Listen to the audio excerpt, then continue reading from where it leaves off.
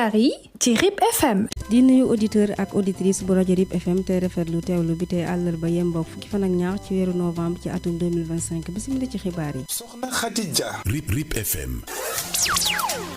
la ca gën a fës bokk na ci bëccëg bi àdduna wérgal këpp di xeex feebar bii di pneumonie ni ki tey fukki fan ak ñaar ci weeru novembre mu nekk feebar bi nga xamante ni mi ngi faat ay millions yi doomi aadama gën caa raw tuut tànk yi mu nekk bëccëg bi nga xamante ni dañ si ñaax askan wi ci danger bi nga xamante ni feebar bii di pneumonie am na ko waaye itam fexe rek ba xool yan matukaay lañ mënu teg ngir mën a mucc ci bile feebar di ngeen am yaatal si la jotaay xibaar dinañ wax itam àddu ci reportage bés bi mu soxal taw yi nga xamante ni moom la ñuy nemmeeku jamono ji ci noor bi ñu daal di koy enregistré fii ci département bu Nioro lu ni mel nag tax sax ba chef station météorologie bu Nioro daal di génn di xamle li ko waral waaye itam di digal baykat yi ñu gën a jël seetu matukaay waaw kañ li mooy ponk ngeen taaxee ñu faram-fàcce ko.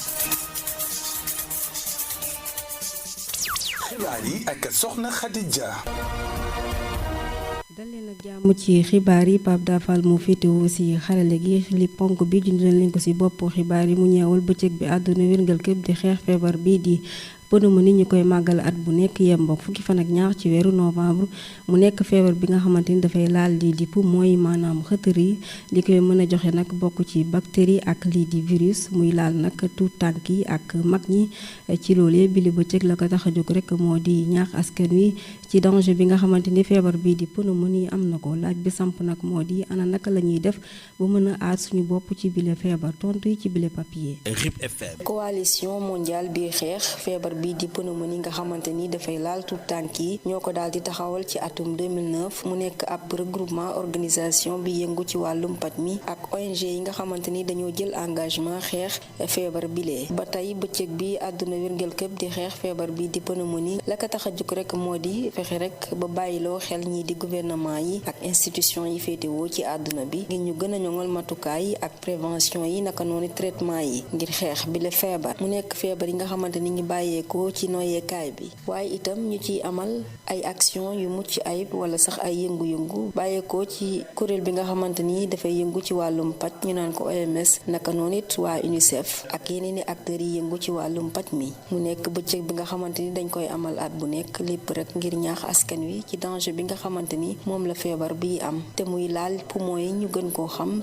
ci xëtër ba tey feebar bi di pneumonie dina dem ba yàq lii di xëtëru nit ki mu dem ba mën koo fatt waaye itam mu dem ba mën a tere muy fonctionner ci ni mu waree waaye itam wàññi bu baax a baax oxygène bi ci yaramam feebar bile li ko mën a joxe bokk na ci ay bactéries ay virus wala sax ay champignon muy gën di laal tuut tànk yi ak mag ñi ñu ci bëri ñi ngi umpale feebar bi ak ay loraangeem waaye itam ci ki nga xamante ni da koo am sàgganee lii di traitement bi mu nekk feebar buy faat bu baax a baax ñii di tuut tànk yi féetewoo fii ci àdduna bi ndax kat suñ ko xaymaa ci lu tollook 2,5 millions ñu nekk ay tuut tànk ña nga cee ñàkk seen bakkan at mu nekk ci lu ëpp 700,000 tuut tànk nga xamante ni amaguñ ci lu tolloo juróomi at ñoom ñooñee itam dañ ciy ñàkk seen bakkan bu baax a baax ci feebar bii di pneumonie ak ci lu ëpp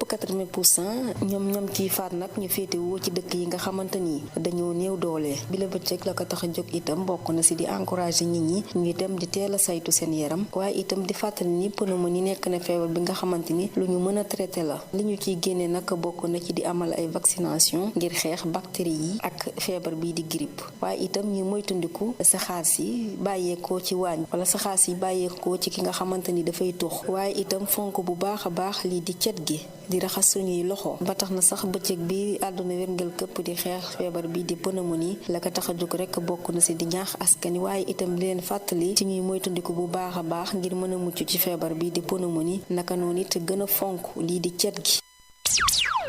gannaaw loolee dañuy wax rek àddu ci zone militaire numéro 3 daal dinañuy màggal niki altine gi fële ca Kaolack ñaar fukkeelu édition bekk ñaar ñeewal journée des forces armées bi la cérémonie nag ñu ngi ko amalee woon ca camp Sémou Diémit Diouf ki ko jiite woon di gouverneur Mouhamadou Mokhtar Wat ci teewaayu commandant légion gendarmerie centre bu Kaolack ci seenub yëngu-yëngu daal dinañuy amal prise d'arme daal dinañuy jébbal ay fleurs ñi nga xamante ni dañoo génn àdduna waaye itam daal dinañuy amal ab projection de film daal di fësal seenu bërëbu jumtukaay ak yeneen yaatali ak Mame Yacine Diagne. ñaar fukkeelu édition ak ñaar bés bu nu jagleel takk der yi ñi ngi ko amaloon niki altine ca camp Sémou Djimit Diouf ca diwaanu Kaolack ci teewaayu gouverneur bu Kaolack Mouhamadou Mokhtar Wade. tey dañuy màggal ñi nga xamante ne ñoom la ñuy woowee takk der ci sunu réew dañuy célébrer li nga xamante ne moom la ñu mën a wax ci ñun souveraineté waaye tamit li ñuy wax également fierté parce que ñoom loolu yëpp dañ koy incarner bu baax a baax fii nag ci biir zone militaire numéro 3 gis nañ tey niñ ko màggalee à travers benn défilé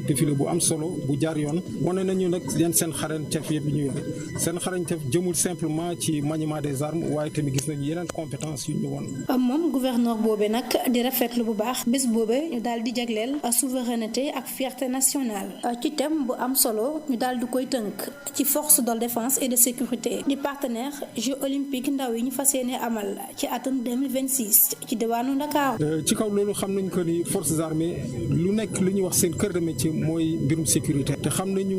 que rencontre yu mel nii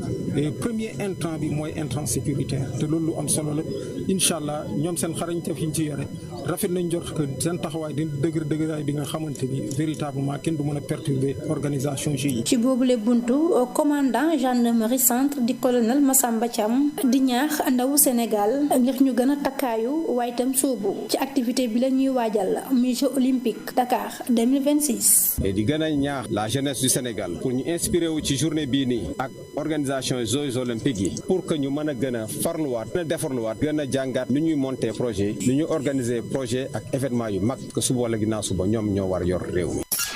ak RIP FM jot leen xibaar yi ci biir Saloum ak li ko wër.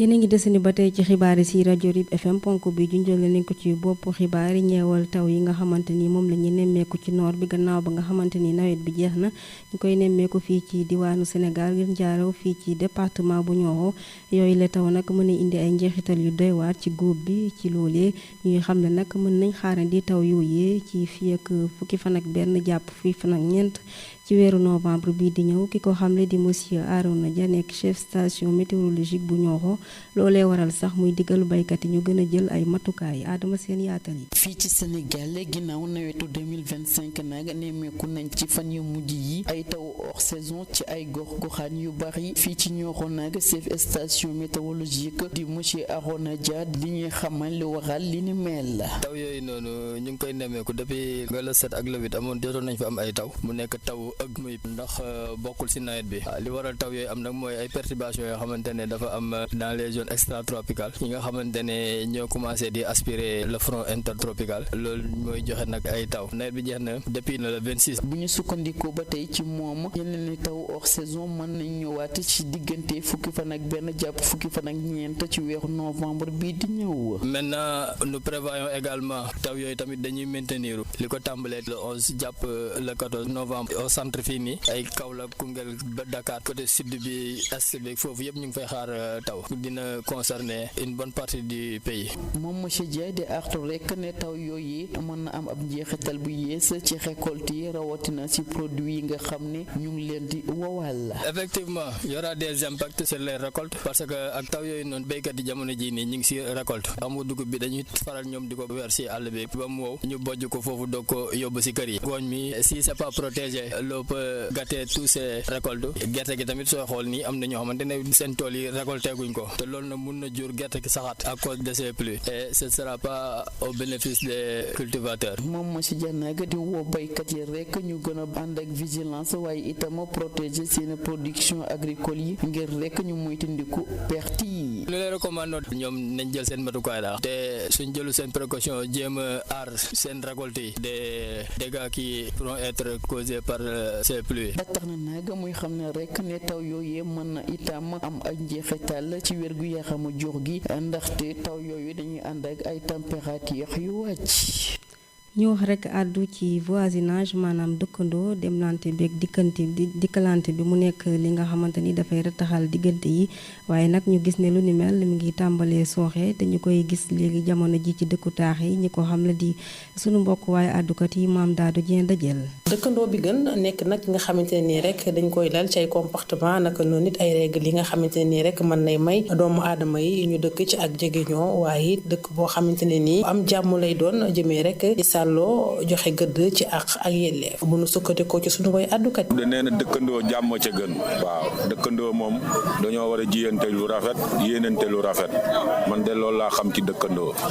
waaye am na dëkkandoo yoo xam ne moom doy nañ waar dëkkin bu neex de muñulante de demalante de yéene wante jàmm waaw loolu de moom mooy dëkkandoo loolu diggante bi jëm ci rattaxal ay dëkkandoo kenn ku ci nekk war a sàmm wante rek dox sa morom yelleef loolee nag nekk lu mënta ñàkk tàmbalee ndax saa yi bu nu sukkandikoo ci sunu way àddukat yi loo mën a def rek dëkkandoor nga ci nga koy jëlee lu métti nañ boo dëkkandoor yi daal nañ leen sàmm seen diggante ñoom bu ñu amee bokk ñoom bu ñu ñàkkee ñun ñëpp ñu xam ne dañuy ñàkk waaye am ba pare sa dëkkandoor amul dara nga dem togg di ko bàyyi ñu de man de loolu moom rafetlu ma ko dara te loolu fi ne dafa bëri ci kër yi lool ñoom ñooñu ñuy dellu rek di woo askan wi ngir rek ñu gën a bàyyi xel ci jëf yi nga xamante ne nii rek max ñu njëkk yi daan nañu ko amal ngir rek gën a ñoŋal lii di wàllu dëkkin wi naka noonu it wàllu doxalin bi ci dëkkuwaay yi. mag ñi ñoom am moom defuñ ko woon muy dara ñoom képp luñ amoon rek dañ koy bokk ak doomu aadama yi waaye nitu léegi nag am bi moom dalee naa yóbbu alalu xam nga maanaam jigéen ñi fu mu toll nii dañ du rendre compte ci lu bëri ak moom moo doon loo xam ne dafa yomb da nga ko def nit te doo ko xam nga raxas sax sa bool di ko tool tuur ko ci buntu kër wala nga raxas póotit tuur ko ci mbedd mi nit jaar ci fekk mu ngi njàppam toj loolu lépp àq la ñu ngi koy def te baaxul waaye mystique moom loolu moom bari na trop. ajjuma yee mbokk juróom-ñaari fan ci weeru novembre monsieur Serigne Fall nekk adjoint préfet bu Nioro daal dinay bàyyeekoo fii si diwaanu Nioro wéyali beneen gox wéyal liggéeyam ñu daal di amal cérémonie ci teewaayu acteurs yi mu soxal ñu daal di ci xamal liggéeyam bu rafet bu mu amal fii si diwaanu Nioro wala ci département bi jëmee ci wàllum sécurité éducation ak développement gox bi waaye itam digganteem bu rafet ak askan wi Cheikh Ibrahima Thiam. ajuma bi ñu génn yemboog 7 novembre la préfecture de Nioro ñu amaloon ab bés jagleel ko adjoint préfet bi waroon fa jógee marqué fin wu mandaam dédié à la proximité des habitants à la coordination des services publics si kanamu préfet bu département bu Nioro ak ñiñ fal ak chef de service yi boobu adjoint préfet di retracé temps fort yi mu def ci dëkk bi rafetlu aussi liggéeyu collectif bañ doon liggéeyee ngir mën a ñoŋal bépp activité locale. mënuma lu wax leen jërëjëf pour accompagnement bi pour la franche collaboration mais surtout pour niñ ma mettre à l'aise man je recevais pas de pression su ma waree exécuter benn commande parce que je sais que ki may woo pour wax ko moo may gën a bëgg a liggéey di wax rek ne kenn ku ne li ngay seedeel sa morom boo xoolee ba si biir jugewul fa mu jëm ci ki ka wax lu jóge donc ñi fi nekk ñoo baax ñi fi nekk ñoo mën seen liggéey ñi fi nekk ñoo ma uufoon ba sama nekk Nioro monsieur le maire de Nioro wax na ma ko tey suba 3 ans 4 mois la waaye sentiruma ko. gannaaw yooyu kàddu applaudissement yi di wàcce et que le drapeau se range adjoint préfet bi di génn di remercier équipe bi di assurer engagement di assurer ne engagement am du mës a jóg ngir liggéeyal fépp fu mu mënti nekk ouvrant une période de transition ak perspective ci département bu Nioro. RIP FM. waaw kañ ponk boobu moo daal di bu rëy la jotaay xibaar waaye laata boobu ngeen taax li ñëwalaat leen ci li ci gënoon fës. ci li ci gënoon fës bokkoon na ci bëccëg bi àdduna wérngal këpp doon màgg doon xeex feebar bi di pneumonie ni ki fukki fan ak ñaar ci weeru novembre mu nekk feebar bi nga xamante ni daal dinay faat ay millions ngi doomi aadama gën caaraw tout tànk yi mu nekkoon bëccëg bi nga xamante ni dañ si doon ñaax askan wi jëmee ci danger bi nga xamante ni pneumonie am na ko waaye itam yan pexe lañu mënoon teg ba mën a aaru ci bile feebar amoon ngeen yaatali si li ci taay xibaar waxoon nañ itam àddu ci reportage bés bi mu soxaloon taw yi nga xamante ni moom la ñu nemmeeku jamono ji ci noor bi ñu daal di koy enregistré fii ci département bu Nioro lu ni mel sax ba chef station météorologie bu Nioro génnoon rek li ñu xamal di ko waral waaye itam di digal baykat yi ñu gën a jël seen matukaay xadija moo féetuwoon ci kàddu gi Pape Dafal si xarale gi ab sa suuf si jàppandal gi ma leen di ñaanal jàmm te di ko sàkku ci yéen jërë ngeen jëf. RIP FM, chez vous, tout instant.